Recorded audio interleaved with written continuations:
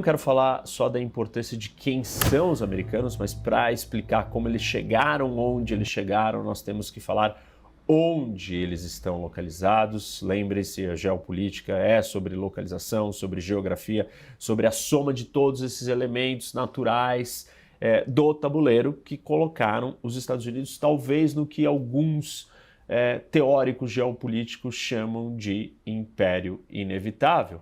Ou seja, os Estados Unidos não tinham alternativa a não ser serem quem são ou chegarem aonde chegaram, dado o seu contexto, a sua realidade, as suas vantagens geopolíticas. Dado a relevância e a importância que os Estados Unidos têm no mundo, essa aula ela é longa e ela pode se estender, se desdobrar, né, se ramificar em vários segmentos, mas eu quero iniciar trazendo para vocês talvez o que sejam 4 pontos que eu identifico como principais, o que sustentam essa vantagem ou esse sucesso da potência americana.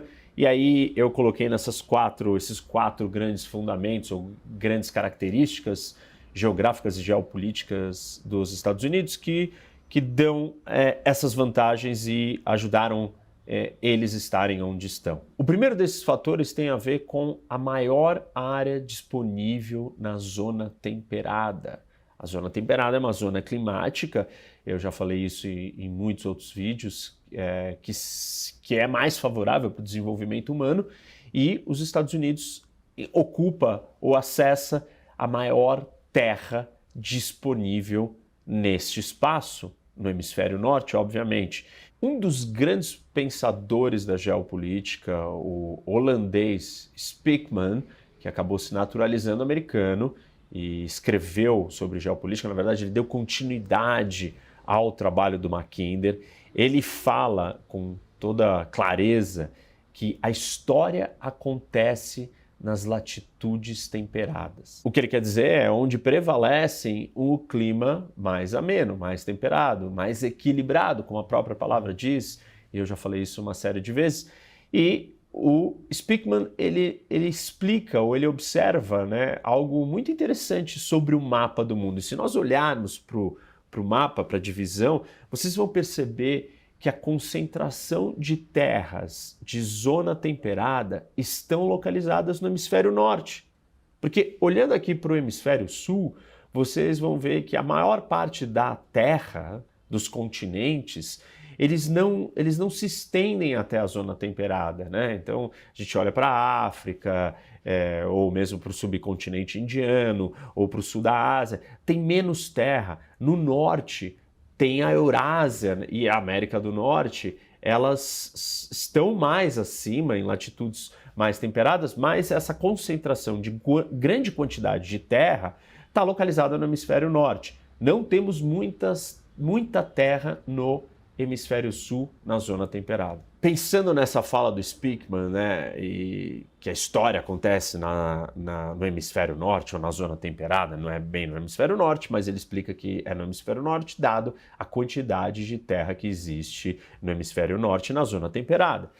Isso não quer dizer que a África subsaariana ou que a América do Sul ou que o sul da Ásia não seja importante. E claro, com revoluções tecnológicas, com transformações econômicas, cada vez mais esses outros lugares, essas outras regiões ganham mais importância, mais relevância ou mais espaço. Mas ainda assim, isso é um movimento mais recente e não se compara com a riqueza que essas terras numa zona temperada foram capazes de gerar. E com isso deram uma vantagem inicial para os Estados Unidos e para os outros países que estão localizadas nessa zona climática. A diferença é que os Estados Unidos é uma terra nova descoberta dentro dessa zona temperada. Nós não tínhamos novas terras tão grandes a serem descobertas e inexploradas nesse local, né, nessa faixa climática. E os Estados Unidos são a primeira delas, e não é pouca terra. Então, isso já faz a nação americana nascer numa posição de vantagem. Eu já falei disso numa série de outras aulas ou podcasts e situações diversas, né? A vantagem da questão climática, o efeito que o clima tem no desenvolvimento humano. e talvez a maneira mais sucinta e objetiva de explicar isso é a famosa história da formiga e da cigarra. E os pensadores que trataram disso, e essa história da formiga e da cigarra vem desde a Grécia Antiga, eles já diziam que, na verdade, esses climas, essas variações climáticas fazem com que os povos precisem trabalhar mais para se preparar para o inverno e outras situações adversas, e isso favorece desde atitudes, comportamentos, uma cultura, até uma situação de desenvolvimento e produtividade diferenciada de alguém que pode simplesmente olhar todos os dias para a praia e não se preocupar com frio ou com a falta de comida. Então, essa situação climática é o impacto da vantagem da zona temperada. Uma delas não é a única, as outras têm a ver também com a produtividade agrícola, né? A quantidade de produtividade que você vai ter com o solo, com essa variação de clima, com as 4 estações claras e divididas.